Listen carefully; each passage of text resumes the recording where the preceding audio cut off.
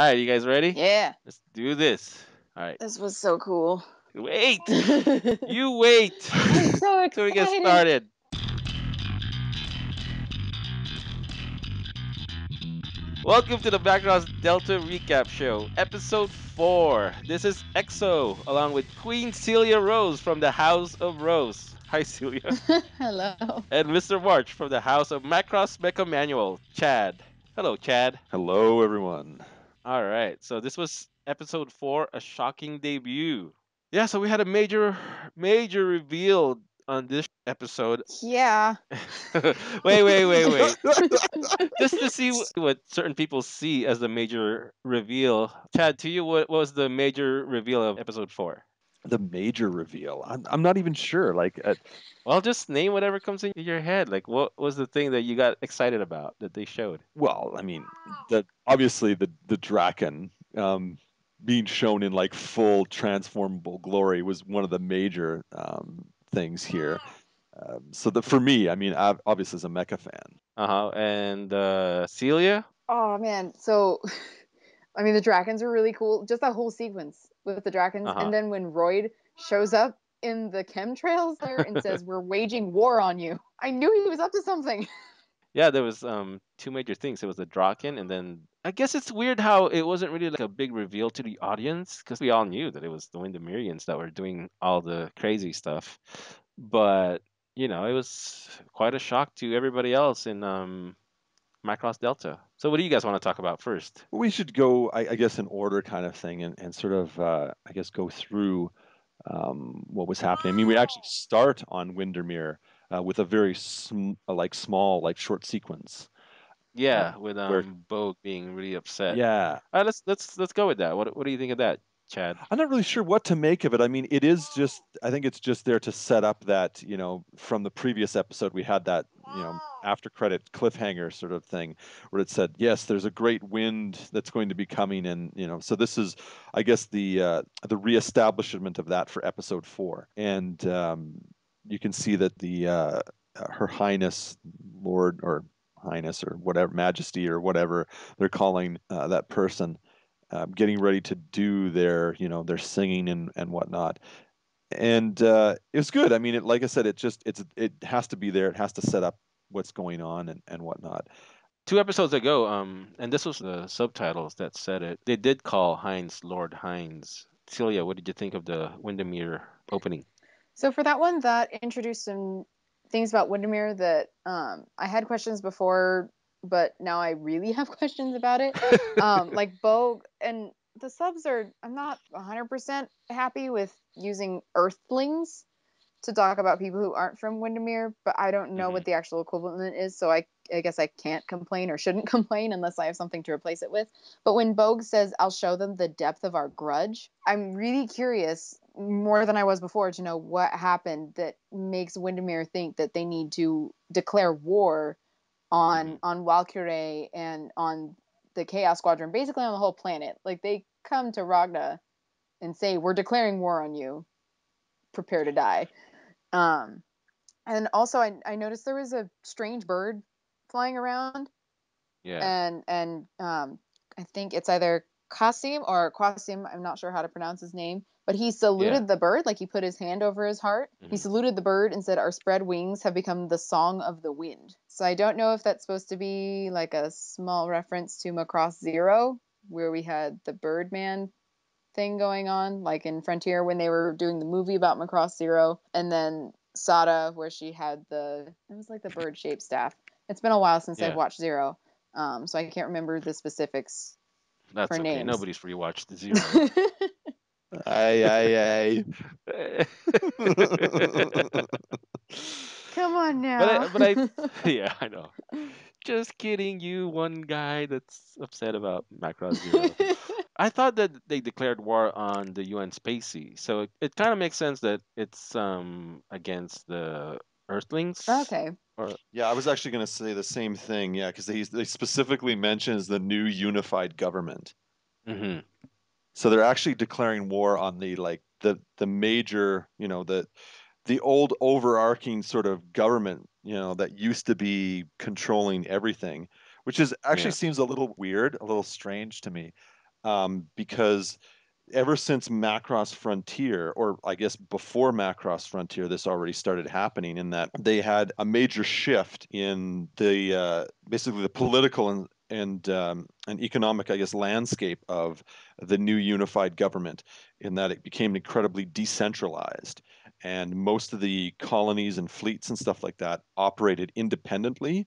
They acted more as countries on in some sort of alliance, each one separate, like on their own, and self-governed and able to make like choices about everything from where they were going to go, where they were going to settle, to what they chose as the choice of their machines for defense and their militaries and whatnot. So it seems weird to just in this age of Macross Delta for Roy to be coming in and saying, "Hey, we're going to declare war against the new unified government and whatnot." It seems like strange because it's like, well, like wouldn't you have more problems with individual fleets and worlds rather than the Hmm. new unified government itself? Because they're not really in charge of anything anymore, kind of thing. Everybody's sort of on their own. So it Yeah, it's struck me as weird. kind of strange. Are they being thought of as conquerors in a way? Because this is the first time we've ever really thought about the fleets coming from Earth taking over governments and or anything like that. So it's kind of weird how they're receiving them or how they already have grudges against new united government. Well, we don't even know yet what the nature of this is. I mean, already here we Yeah, are in episode exactly. 4, where the aerial knights are and Royd representing Windermere are declaring like all out war. In fact, they've already struck like a major blow, apparently conquering another planet while they were keeping everybody else busy. Um, I can't remember the names of the planets because I think all of them that were introduced in this episode are new. Uh, Well, one is planet Randor, where they had the concert. Yes, they had the concert on planet Randor, and then the planet that they conquered was a planet called Vordor.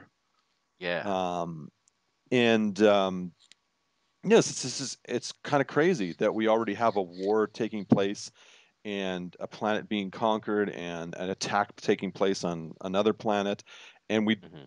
we're still even just grappling with what the VAR syndrome, like what it means for most of the other colony worlds, but we are in a war already, and we don't even know the reason. We don't even know exactly why it's happening. And I get the feeling that we, the audience, are the only ones who aren't aware of it. Because except for I guess maybe Freya, who specifically said once Roy declared war, she's like, "Why?" Yeah, she seemed pretty distressed about that. She's like, "But Yeah, why? of Why course. are But you doing why? Of this?" Yeah. course. She had no idea she was, she was trying to get on Walkure, and then all of a sudden, the people that they were fighting just happened to be her people. Hmm. It's pretty distressing. It would, yeah, very much so. It would be. I can understand why she's like, kind of just shocked at the whole thing. Celia, do you have any further thoughts on the declaration of war? Um, Not necessarily on the declaration itself. I knew Royd was giving me villain vibes, like Grace O'Connor vibes for a couple episodes. And then when he showed up in the chemtrail, like as a projection of his image, I'm like, yep, there it Yeah. is.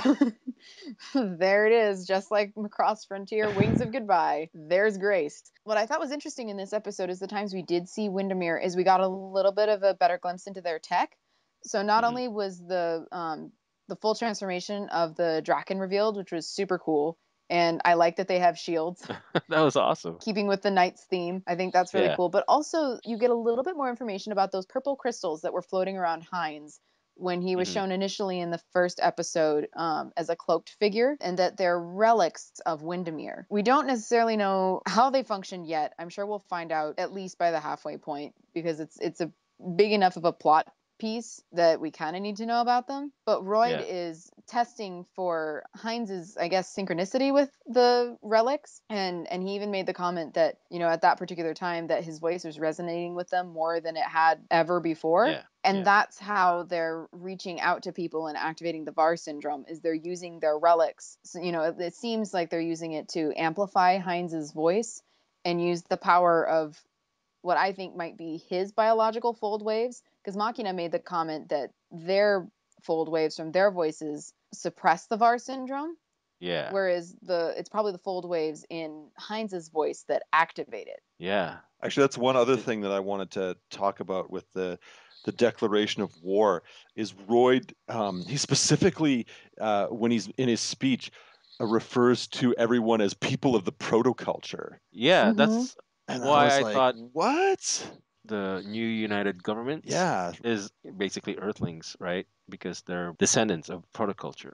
yeah, but it's so weird that he should use that choice of like designation. I mean, yeah, we know that the according to Macross lore, the humans are descendants of the protoculture itself, but they are not the actual protoculture as far as the culture and the civilization that existed. So it's kind of Mm. weird to see him adopt that. But I guess that's actually kind of interesting too, because that makes it sound almost like that same sort of rhetoric, right? Like it's almost like a propaganda in a way, Hmm. calling them everybody the people of the protoculture. It's like almost like a statement on his behalf that this is how he sees the universe, and this is how Hmm. you, the people, should see yourselves in this universe, as you are the protoculture, right? So it's almost like an extension of Royd is like declaring war, but he's also declaring like an ideological battle at the same time he's declaring like a military, an outbreak of military conquest, right? Hmm. It's almost like this is who we are. This is the real us. We are the protoculture, So I assume more is going to come of that. At least I hope so, because it's kind of cool. It's a very interesting idea. I just totally forwarded to the part where Keith is a jerk and ignores his little brother. So I kind of get why Keith would ignore him, Hmm. partially because he's on duty as a knight and Heinz is his superior, but also is he's the bastard son and Heinz is Hmm. not. And I'm wondering if there's kind of some salt or some bitterness in there because of Heinz's positioning. I mean, we don't know Hmm. enough about Keith's character to really know if that's why. But Heinz was clearly happy to see him. So at Yeah. least from Heinz's side of the relationship, he doesn't see anything negative. But Hmm. Keith doesn't seem to be that interested in reciprocating it or doesn't really care to reciprocate that same level. Yeah, it's kind of the opposite of before when he was so concerned about his health, right? Yeah. But I guess it's for different reasons. Let's talk about the transformation that everybody has been waiting for 4 episodes. Now, why do you think they held it back, Chad? I don't know. No particular reason. I wouldn't think. Element of Just the surprise. it's sort of like a production reason more than anything else. There wasn't any good story reason for it at all, but it was just to make a big moment somewhere in a future episode, They made a and big moment, man. they I was made it excited. here. They did make it here. This was a just an amazing moment. Yeah, they really went all out and did like a full like beauty shot of the whole transformation sequence, and it looked great. The resulting Batroid design has, as with a lot of Macross mechanical design now, we're seeing new elements that we've never seen before, but we're also recognizing bits and pieces from previous variable fighter designs. I look at that and I haven't had much of a chance to study it yet, but just at first glance, the Draken appears more than a little reminiscent of the VF-14 Vampire from Macross 7 Spirited Dreaming sequences and from the M3 Dreamcast video game, both of those versions. And then, of course, because of that, it's also reminiscent of the Varuta mecha, the enemies in Macross 7, because their mecha were designed based upon the UN Spacies VF-14 Vampire. And also, it's got more than a little bit of SV-51 from Macross Zero, maybe more in the wings Hmm. than anything else. But it's got sort of that feeling, the way the wings are mounted and the way they're jointed and everything. Kind of Hmm. reminds me of the SV-51. That head design is also like I'm not really sure if that feels like almost completely new to me. I Hmm. don't think I've seen any head unit of any Valkyrie design quite that way before. It looks interesting. I'm very curious to get more pictures of it and to see more of it in detail for sure. Big fan. How many times did you watch the transformation sequence? About three. Celia, what did you think of the Draken Bataroid transformation? I thought it was really cool. And I think that's what made that the impact of Royd declaring war Hmm. on the new unified government. I think that's what made it so much more powerful. I mean, it would have been one thing if the knights came in and just showed up and said, "We're gonna wage war on you," but using that opportunity to reveal what everyone had been wanting to see. Everyone wanted to see the Draken transform anyways. And in Hmm. the first episode, they really went through the effort of hiding it by only showing you the feet of the Draken when it was in Gerwalk mode, Yeah. and trying to really just tease you with little bits and pieces of what this thing could look like. And what's interesting is in the transformation sequence itself, that's actually Keith's Draken. But Hmm. when I was Yeah. looking at the screen caps I took when I was live tweeting, watching it on Twitter, um, that Keith's is a little bit different than the other knights' Drakens. Like As far as what the color scheme the color or scheme's different. His head, yeah. the head of his Draken is different in Batroid Hmm. mode because he has the two. It reminds me of cat ears. That's probably a very unelegant way of describing it since these are knights. But the other knights of Windermere, the heads of their Drakens in Batroid mode actually look like helmets. Hmm. Like they look like knights wearing helmets. And then Keith's Draken looks like it has a shield on the right side that Hmm. I don't see on the three of them. Two of them seem to have it already, but three of the others don't look like they have it, and it might just be that they're obscured in that particular angle. I think those are just the wings, actually. You think so? Yes, because you look at the colors, you know how they have the gold highlight and they show the edge of the wing. You can definitely say that those are the edge of the main wing. And if you look on the right-hand side of it as well as the left-hand side, it's the same sort of design. So I think you're just noticing that the two wings folded slightly behind Oh the yeah, there's body the of the other one. mecha. Yeah. Yeah, there's only one single shield and then a gun pod. Yeah, I think that's how it is. Well, Keith definitely has the cooler color scheme. Yeah, and the head units are different, like you said, for sure. Keith's is definitely smaller, and he's got these extensions that come out that yeah, kind of look like ears, but are obviously something different. And the other ones, that's actually one of the reasons why I was immediately thinking of VF-14 Vampire when I saw this Draken Batroid, is because the head units seem to remind me very much of that, and they could also be reminiscent of the VF-4 as well, which has like a almost like a hood with a point out the back, and both of those mecha have that as a feature of the Batroid mode. All right, so let's go back to the beginning of the episode after the whole Windermere stuff, and they're having a party for Hayate and Freya. Pretty fun, casual evening. But then they start talking about what Makina was saying about how. How Valkyrie uses their biological fold waves Hmm. to suppress the VAR syndrome. I kept initially when I've been talking with other people using the word cure, but I don't think that's the right word because the VAR keeps coming back every time Heinz sings his magic song. Well, I think once you've had it and it's been taken away, that it doesn't. I don't know if it comes back, but also once they've heard the song, that's what Makina was saying, that their voice has the power to act as a vaccine to prevent the VAR syndrome, right? Mm-hmm. So that's why they were going to that planet to have that concert. Yeah, they're. I think the live action version that's actually happening in Japan is called a vaccination concert by Walkure. Yeah, I Okay. also noticed that actually in the subtitles that I was watching that they actually spell it with a W, A vaccination. Oh god. vaccination to match Valkyrie, I guess.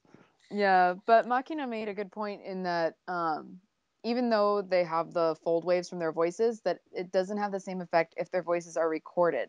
Yes. Yeah. So they're still making at least making waves in their popularity with their music because people are buying their singles and listening to it, but it doesn't Hmm. actually have the same effect as hearing them live. Yeah, that's why they actually have to travel around and go from like planet to planet and do their live shows and whatnot in order to Mm-hmm. affect the VAR syndrome and send it back into, I guess, remission in a certain way, or just to prevent the problems that they're experiencing. Because I assume that this means that they understand, like by they I mean Delta Squadron and Chaos. I think they understand how the VAR syndrome is being at least activated, that it is happening via fold waves, so they can, by scanning any particular area of space, whether it's on a planet or an orbit or like the system around it, I guess they can detect like how bad things are to get, or the potential for them to get really bad based on those how many of those fold waves are present in a particular area where they are, whether it's a Hmm. colony or a planet or whatever. So right after the party, we see the which is a really cool scene. We see the ether, the carrier ship, detached from the Macross and goes on its way to planet Randor. So that was like a really cool sequence. Chad, what do you think of that? Oh yeah, I love that sequence for sure. The Aether is the portside carrier launching from what is called the Elysion or Elysium. I don't Yeah, know did you see exactly. the sign, Elysion? Is it officially Elysion? Yeah, there was a sign right behind at Captain Johnson. Ah, okay, excellent, excellent. That's good then, and we know that for sure. Yeah, that whole sequence looked really good. They did a very good job of actually scaling the ship as well. Like when it was launching, there was flocks of birds, and then there was a couple, I think, fighters at some point as well, Yeah, launching at the same time as the Elysion, and it was just incredible. The computer generated imagery was really well done for this, and interesting how it also has what appeared to be some sort of deployable outboard engines once it goes off on its own.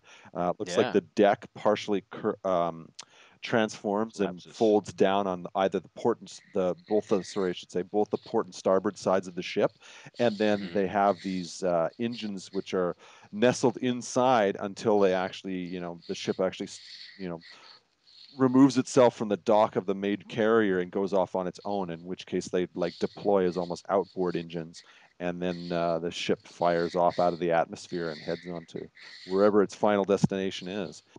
But this is not necessarily, we still don't know for sure if this is a quarter class. Um, every time I see it more and more, I'm convinced that this is at least some variant of it, or it just feels larger for some reason. I'm not sure. They're definitely trying to make the scale appear like quite big. And I mean, it's Yeah, not like those close-ups and the detail, it just yeah, feels bigger. I can't say it's bigger than a quarter, but they make it feel they make it huge. feel much larger, yeah. And the quarter Yeah, wasn't necessarily a small ship; like it was, I think, 400 meters long or something like that. So yeah. it was a sizable vessel. It's like bigger than an aircraft carrier and whatnot. But if this is a quarter class, they're definitely like selling the scale of it for sure. Every opportunity they're telling us that yeah, this is a big ship kind of thing. So right after that, we go aboard the Ether or Aether, and we see Hayate with his new BF-31J. He looks happy to see it, right, Celia? Yeah. He comes in and he says, "Is this her?" He's really excited to see the plane. It's pretty.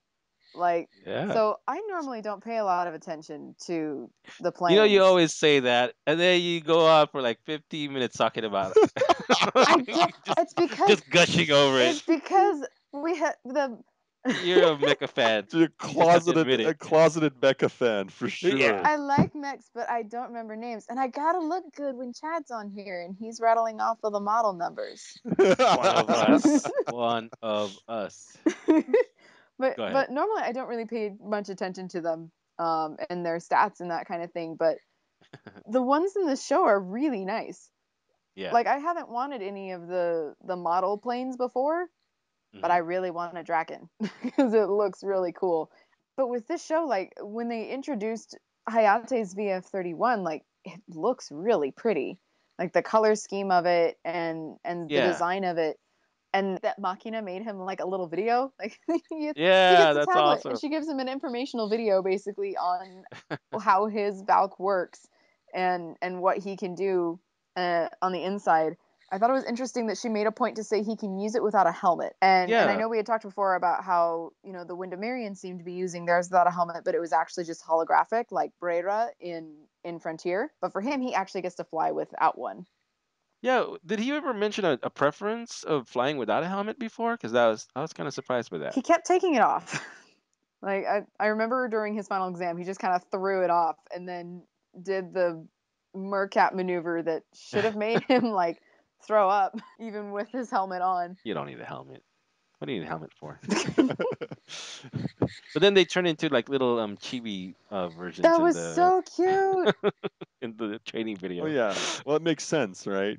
So It's so it's yeah, funny. it's just it's kind of cute and informational, instructional, and whatnot, and it's supposed to be entertaining as well, I guess, to try and communicate as much information on how to operate the thing as possible. Ever since this version of the VF-31 Siegfried was released in the promotional materials before Macross Delta was broadcast, I have been a huge fan of the color scheme for this. And every episode that goes by where they show more of the 31 that Hayate is going to be piloting, it just makes me appreciate it more and more. It is such a great scheme. It's what one of the things that Macross does really well, which is use colors that aren't overbearing, but Mhm. when done correctly and in the right sort of patterns and proportions, they'd look very visually striking. But it's yet still somehow more, more militaristic than your average, um, really brightly colored mecha show. These look more like racing stripes. Even like the numbers that they have, it's not just the regular, Oh yeah, a little bit. 001. A lot more exciting, I think. Or maybe we're just not getting tired, but we're just so used to seeing the military looking schemes all the time.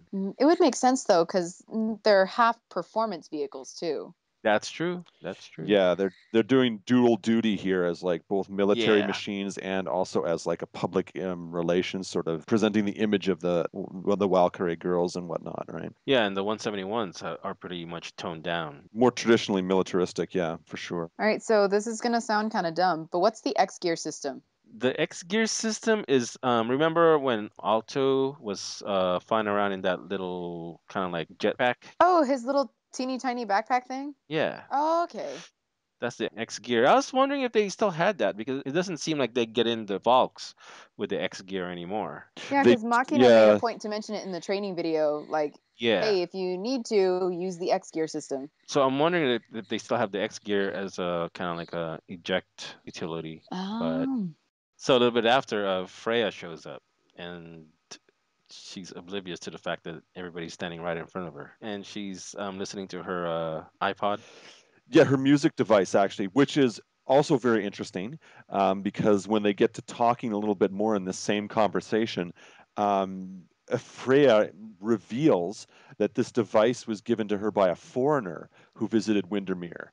And Huh? apparently, Who's that? yeah, this is apparently this is how she got to learn about all the other idols of Macross past. And we have a very cool but brief sequence where we get still shots of all the different musical acts, starting with Lin Min Mei from the original SDF Macross, Fire Bomber from Macross 7, Cheryl Nome and Ranka Lee from Macross Frontier. So, yeah, that was very, very cool. In addition to that little bit of music history for Freya's character, we also get this reveal where she talks about her lifespan.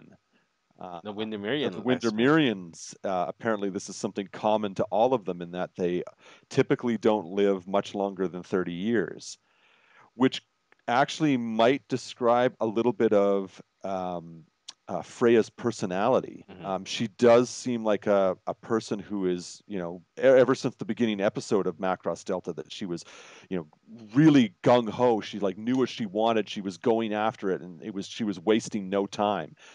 She had no qualms about leaving her family behind or leaving any sort of social obligations or anything like that. She was just going to go out and be part of a Valkyrie, and that was it.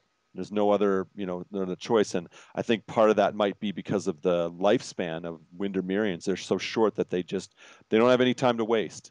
They got to live Oh. life when they can get a hold of it and just go with it. And yeah, so that's an interesting piece of trivia, and I'm curious. Mirage sort of expands upon what Freya says later in the episode, or sorry, later in that conversation, I have to say, and she says that they have like these enhanced abilities or something like that, or these enhanced physical attributes or something, and that's one of the reasons why their lifespans are shorter. That sort of like almost like some sort of genetic trade-off, in that they have enhanced metabolisms or enhanced, physical prowess or maybe reflexes or something like that. But in exchange for this heightened physicality, their bodies obviously don't last as long as the average human, and they have much shorter lifespans. I'd be curious to know exactly how this is. Is this something that was by design? Is this like Macross introducing the idea of like genetic engineering, or is this something that's environmental? Like, is it the fact that where Windermere is on the planet that they're from? There's some sort of environmental conditioning that made them the Windermerians this way, or at least influenced their biology in some fashion. I don't know. Another interesting question that I'm eager to find out the answer to. Yeah, poor Heinz. They have a 30-year lifespan, and he has a pretty messed up deal going on with his health. Well, and it makes me wonder how old Herman is. Oh, that's true. Because he looks older. Like, maybe late 30s. I mean, this is anime. Like, late 30s, maybe early Yeah. 40s. And he's got all the scars on his face. And if their lifespan's only 30, he's looking hella rugged for almost 30. He's an old man. Yeah. He's at the twilight of his life. Well, Yeah, I and guess like, one way or another, this supports your theory, Cecilia, that he's going to be he's one of Yeah, the of gonna him. die. He's just gonna be walking down the hallway. He's just gonna drop off. Although it Just might, yeah, drop dead. It's very sad though. Now that you look at Freya, and you're like, oh, she's like She's 14. She's almost halfway there. she's at midlife. I did notice this episode there was a lot of little info drops, and Yeah. it wasn't necessarily, not all of them are necessarily saying here's the thing, but giving you reasons to question things that were Mhm. going on, like Yeah. revealing the relics, and saying Windermere uses relics. Why, we don't know yet, but we're gonna find out. Mhm. Dropping the fact that Windermerians don't live very long, which has serious implications for Freya, but also for the knights, because if they're all getting close to the end of their lifespan, they probably don't have anything to lose by going into battle anyways. And also, Mikumo standing out on that rock in the moonlight with Well, I didn't nothing notice that on. part. I noticed it because no, Mikumo wasn't at the party. there was something interesting that came just following that sequence, a blink and you'll miss it sort of moment where it shows a shoreline during the day. So we know that night has passed, obviously. And that shoreline has a sign called Ranka Beach. Yeah. I saw that too. Yeah, so Yeah. that's pretty interesting. I rewound it and I was like, does it say Ragna? No, it says Ronka. 8 years later, she has her own beach. Yeah. I Oh thought that was a boy. nice little nod. Actually, but speaking of info dumps as well, just going back to what Cecilia was saying, there was another one during the celebration at the restaurant when they were Uh-huh. talking about Freya and her need to stabilize or something like that, because she hasn't as yet. And Yeah. she hasn't also been told about fold receptors. Commander Arad and Kaname talking about the fact that she hasn't been informed about it. And then she asks Arad if he sent anything to Hayate either, and he mentions that he hasn't. So it's almost like they are aware that there's a connection between the two, but they're not saying anything to either of them. And I'm not really sure what the reason is for that. And I remember the Bridge Bunnies afterwards gossiping about how Kaname and Arad should totally hook up. Yeah. But yeah, there was that drop about the fold receptors, Mhm. and then all of the little bits of information that they sprinkled in the celebration about how Valkyrie's voices work and how their concerts work. So there wasn't like a lot of information necessarily being thrown at you at once, but there was Mhm. definitely a lot of little things that were being dropped, almost in a way of saying, hey, you should remember this for later because it's going to be important. Yeah, it's gonna show up. So you better be paying attention. Yeah. I think Mikumo was photosynthesizing Oh, in the moonlight, which is wait. very That's inefficient. that's a different anime. That's Knights Some of Knights of someone Sidonia. Yeah, someone on my Twitter feed posted in response to that because I posted the pictures of Mikumo and I was like, "Hey, you're photosynthesizing," and someone's like, "Don't remind me that there's no more Sidonia." So, oh man, but yeah, I have no idea what she was doing. It was a cool sequence, but it also just adds to that air of mystery. Like it was already enough that they wrote in her character bio, "Very mysterious." And Mhm. they call her the mysterious Venus. And now she's standing out in the middle of the night doing who knows what. I don't know what that's purpose is for. Well, you But don't I'm do that. no, You guys don't do that. no. All right. I prefer Not that vitamin D. yeah, not that I'm willing to talk about it. Thank God. Oh, what did you guys? Oh, what did you guys think of the new songs at the concert on Randor? Yeah, I like them. Do you have the names for them or? I know that the one of them is Uncertain Cosmic Movement. Those last few minutes where they have the concert sequence and then it rolls right into the introduction of the Draken's transformation and then the Mm, declaration of war. I think that whole thing really made I think the best impact of the episode. yeah. And it really helped with that balance of the light and dark, to put it pretty simply, of the tone of the series, where it's really balanced between Windermere and Delta Squadron right now. Hmm. And usually when we see Delta Squadron, everything's really happy-go-lucky and cheery and yay, we got new members, this is great, we're having a party.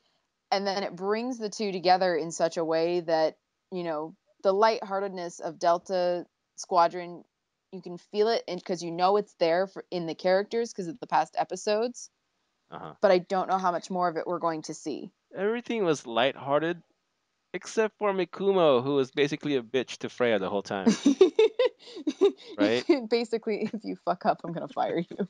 Yeah. That I was a think she's great trying to line. be like they're positioning Mikuma as like a tough mentor Yes. in order Tough to love. like forge Freya into like a an efficient and reliable member of their their group. Do you think that was the first time Freya ever jumped out of a cargo plane? Because it seemed like she never trained for that part. Yeah, actually, she seemed that seemed kind of ridiculous because it was so it made Freya look so ill prepared, and I'm like, well, hovering dress or not, you would not just toss somebody out like that without like extensive training first. Like Yeah, you, I don't think they told should be a her. Like, lot more prepared. I mean, it's possible that it was nervous, but it looked like way more than that. It looked like it looked like she was just like, yeah, "What? We're jumping out of a we're living on plane." a plane now. Like she was actually trying to psych herself up to it, so it made it look like it was the first time she'd ever done it, Yeah, like she had no idea which is she was supposed to do ridiculous, that. but whatever. You just it's anime, so you go with it. Yeah, yeah, Yep. totally go. You don't question it, Yeah, just enjoy it. Which and but it I was. It did. was hilarious. Her entrance was a lot of fun actually. I liked how everybody, in spite of her, her fumble and whatnot on stage as she landed very awkwardly, the crowd was like right into it anyway. They were just like, Yeah, they're so happy to see her, and they were excited that there was a new member of Valkyrie, and they were just like, yeah, we love you, and just yeah, it was great. yeah. It seemed like the more she screwed up, the more they were into her. Yeah.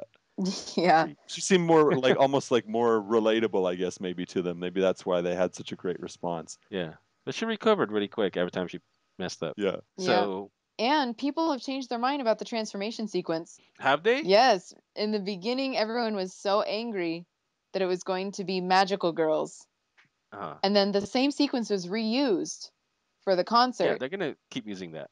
And the responses that I've seen have been, oh well, it's understandable because it's their outfits for the concert. So I'm glad that people have that fans are not so opposed to the idea of using those transformation sequences anymore, I because think they're just they're pretty cool. But now understanding that it's not what we got in just one episode. I think that's the other thing too. I think we touched on this last episode as well, talking about the fact that it doesn't look like the magical girl aspects of it are as big a deal as some of the harshest critics were saying about the original, like that first preview episode. They were appalled at the very idea, and they thought it was going to be awful and whatnot. And then we'd like 3 episodes later, and that's still the only sequence we have, and it's like, well, Yeah, it's just like it's not going to be it's not going to like rule the show. There's other elements to the show as well, and this is just one aspect of it. And then when we see this fourth episode, and it's like, you know what, these sequences are actually well thought out and well justified within the fiction of the Macross Delta series itself, right? And I think people are starting to come around to that. It's like they're not just throwing this out there willy-nilly just to annoy you. They actually have like a real purpose. They have a plot point to serve, and they're actually being used in a reasonably intelligent way. So I don't think that yeah, I don't think some people's initial fears are really justified. I think with these 4 episodes, they're starting to clue in as to yeah, this is a lot more sort of it makes a lot more sense than you initially would have thought it would.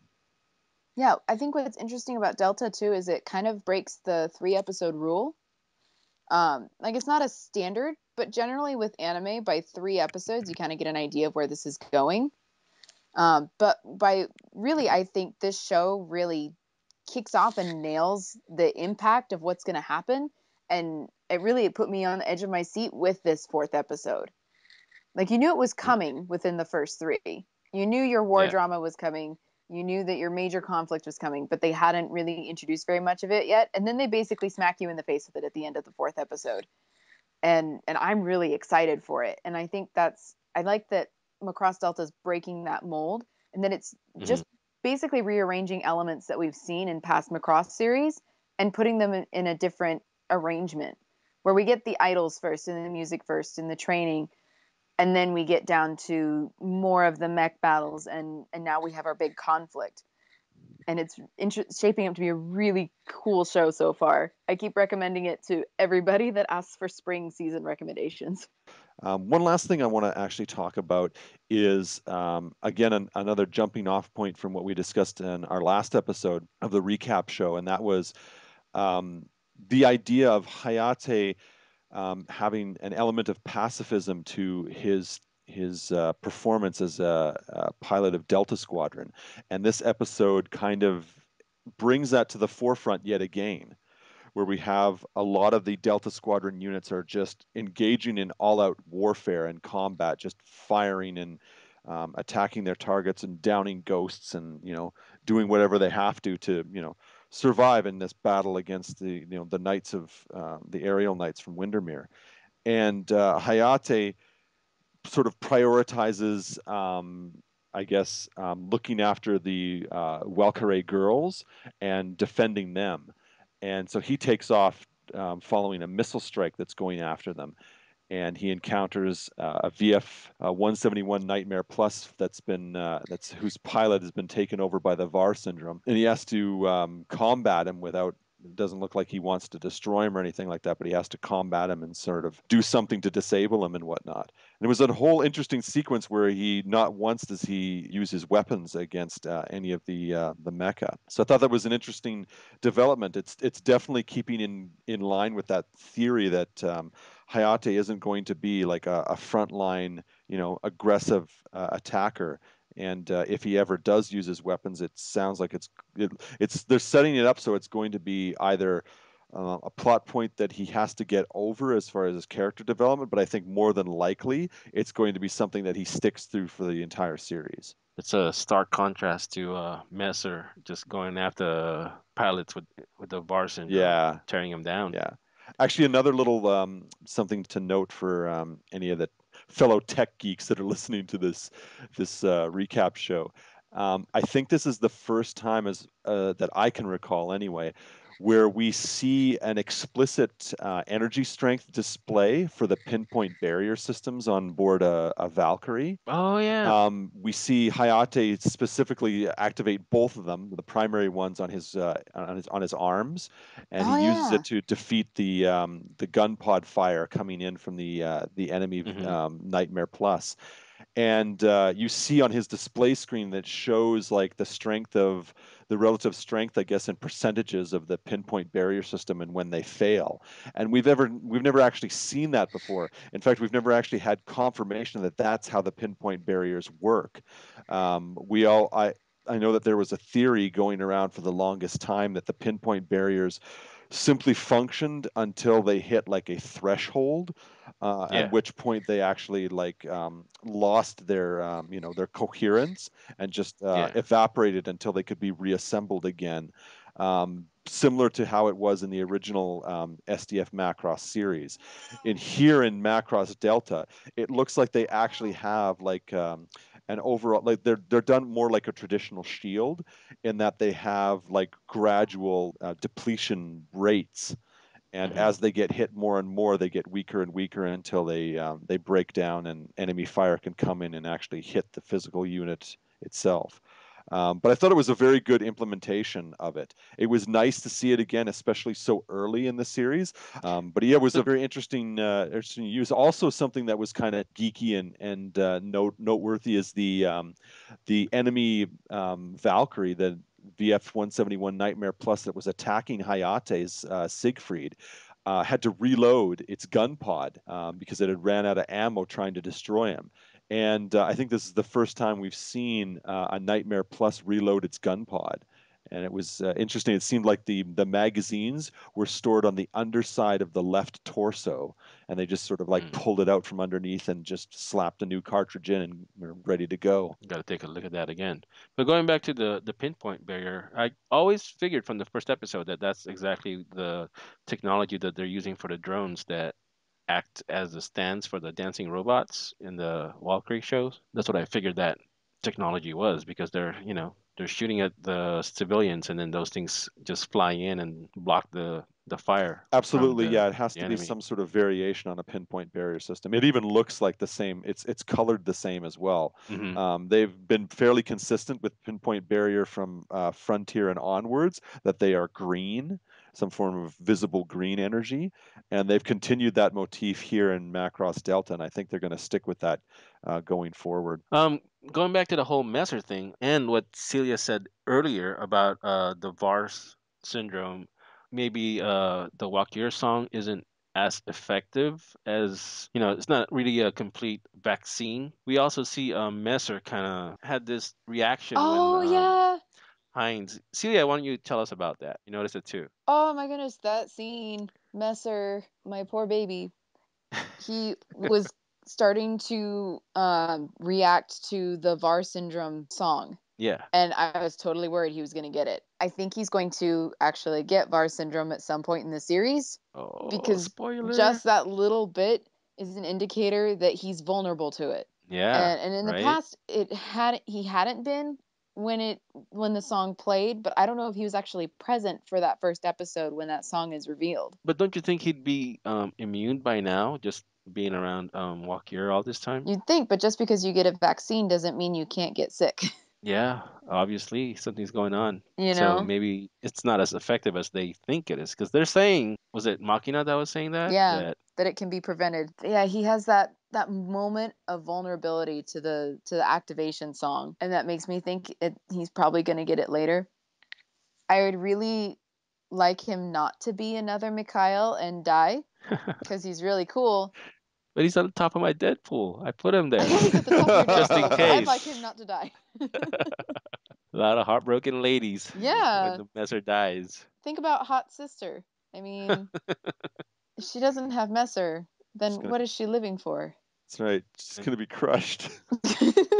and Konami's obviously into Messer, even though I think Kaname and Messer have a really good like working relationship. no, I think she has a crush on him. Yeah, maybe. She just acts like whenever he shows up, like, hey.